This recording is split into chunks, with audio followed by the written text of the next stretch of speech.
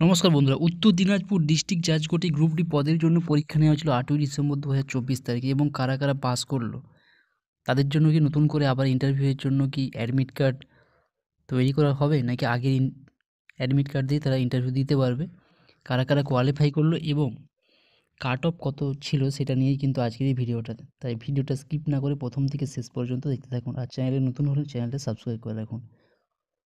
8ই December 2024 তারিখে উত্তর Dinajpur district জাজ কোর্টে গ্রুপ ডি পদের জন্য যে পরীক্ষা নেওয়া ছিল সেখানে রেজাল্ট প্রকাশিত হয়েছে এবং কাট অফ ক্যাটাগরি ওয়াইজ যে কাট অফ সেই মার্কস এখানে কিন্তু দেওয়া রয়েছে। অর্থাৎ আনরিজার্ভ ক্যাটাগরির জন্য 88, আনরিজার্ভ ইসি 55, ওবিসি এর জন্য 77, ওবিসি এ ইসিতে 62, ওবিসি বি 81, এসসিতে 80, এসটিতে 68, ইডব্লিউএস ক্যাটাগরি 70,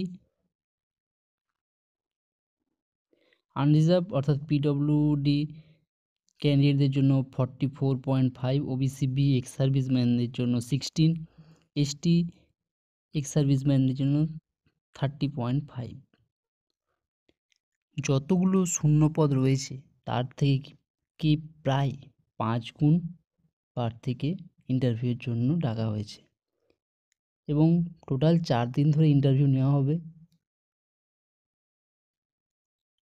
উত্তর দিনাজপুর ডিস্ট্রিক্ট জাজ কোর্ট রায়গঞ্জের গ্রুপ ডি পদের জন্য যে পরীক্ষা নিয়েছিল টোটাল 184 জন ক্যান্ডিডেটের রোল নাম্বার এখানে প্রকাশ করা হয়েছে যারা ইন্টারভিউয়ের জন্য ডাক পেয়েছেন।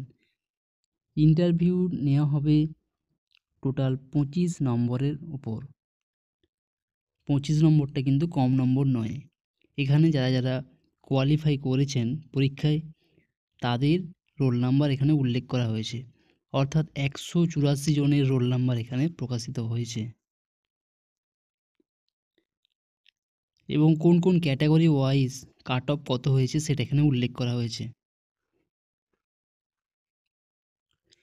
25 নম্বর পার্সোনাল টেস্ট যে নেওয়া হবে 4 দিনের শিডিউল রয়েছে। কোন কোন দিন কাদের কাদের ইন্টারভিউ রয়েছে সেটা এখানে উল্লেখ করা হয়েছে। 15, 16, 17 এবং 18 জানুয়ারি 2025 সকাল 10টা থেকে ইন্টারভিউ প্রক্রিয়া শুরু হয়ে যাবে। 15 তারিখে কাদের কাদের ইন্টারভিউ রয়েছে সেটা এখানে উল্লেখ করা হয়েছে। 16 তারিখে কাদের জন্য রয়েছে, 17 তারিখ আর 18 তারিখ। এই 4 দিন ধরেই কিন্তু ইন্টারভিউ প্রক্রিয়া চলবে।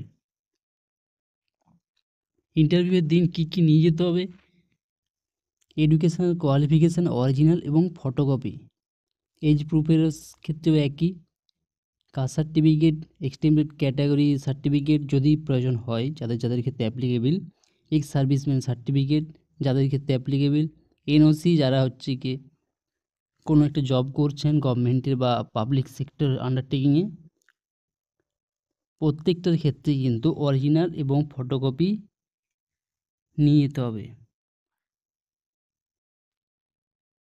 ইন্টারভিউ দিতে যাওয়ার সময় কি নতুন করে আর কোনো অ্যাডমিট কার্ড কি ইস্যু করা হবে?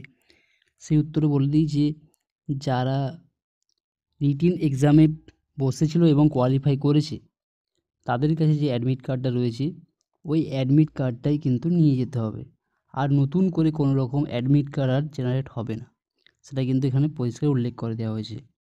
Part of the admit card of the written examination written by the candidate, এবং যত রকমের কোয়ালিফিকেশান তার এডুকেশান ছিল সেগুলোর অরিজিনাল কপি, তার ফটোকপি, এজ প্রুফের ক্ষেত্রে original copy, photocopy, caste certificate যাদের ক্ষেত্রে অ্যাপ্লিকেবল তাদের কাস্ট সার্টিফিকেটের অরিজিনাল কপি, ফটোকপি, এক্স সার্ভিসম্যানদের ক্ষেত্রে এনওসি লাগবে এবং অরিজিনাল এবং ফটোকপি এক্স সার্ভিসম্যান সার্টিফিকেট নিয়ে যেতে হবে।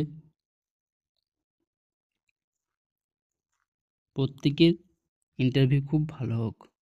Thank you.